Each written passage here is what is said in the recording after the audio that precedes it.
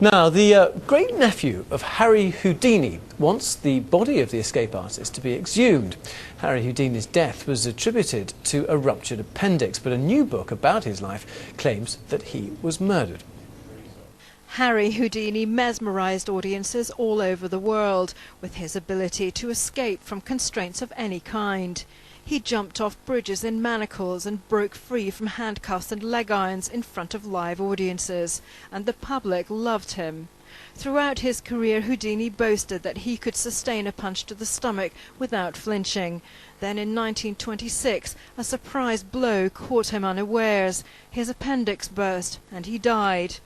But a new book about his life claims that Houdini had received death threats prior to his demise, and that he was in fact poisoned. Houdini's great-nephew has hired lawyers to push his quest for the truth. The suspicious circumstances surrounding his death, the unanswered questions surrounding his death, and the medical impossibilities attributed to his death have caused this family to want answers. Relatives of those who were part of Houdini's inner circle have welcomed the move.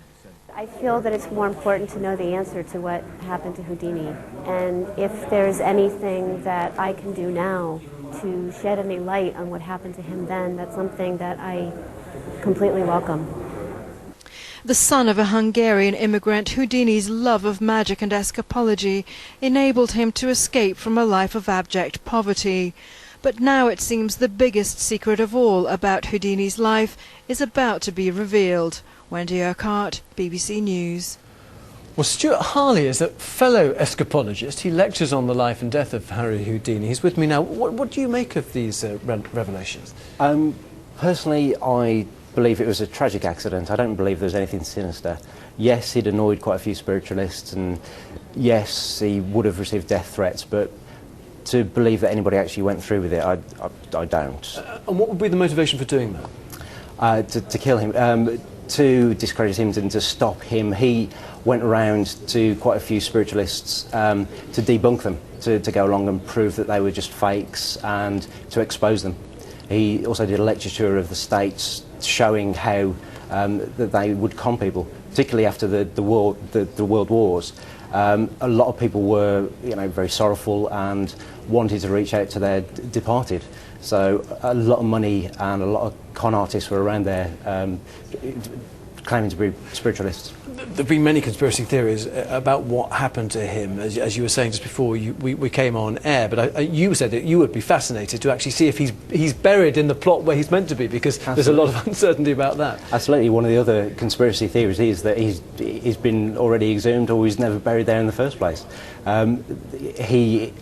The coffin that's there is the coffin that he did an underwater escape from a swimming pool in the last few years of his life, which, if he is in there, it was airtight, so he should be reasonably well preserved. So tests could be carried out. I mean, his death back in the 1920s, I'm just reading here, 1926, and what has happened immediately before his death? I mean, he'd been involved in some stunt which led to him being badly beaten, didn't it?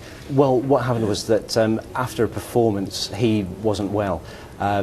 After the performance, he went backstage, and a few of the students went backstage. One of them was to draw some pictures to sketch him. One of the other students went behind to discuss him, and he mentioned the fact about Houdini's claim that he could withstand any punch to his abdomen.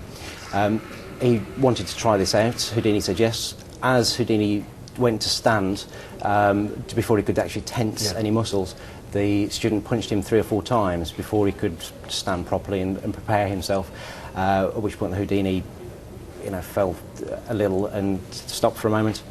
He stood up, righted himself, clenched his stomach muscles. The student then hit him, at which point the student said that it was like hitting an oak, wooden block, and then that was it. But later on, Houdini collapsed, and then his temperature rose and rose. He continued to perform. He performed the next day, even though he'd got a temperature of around 104, 102, 104. And then shortly afterwards, he was rushed into hospital. Okay, well, it'll be absolutely fascinating if this exhumation does take place. I'm not sure if the family, if there are any sort of surviving family who might be against that, but I have to leave it there. Stuart Harley, thanks very much indeed for coming in. Thank you.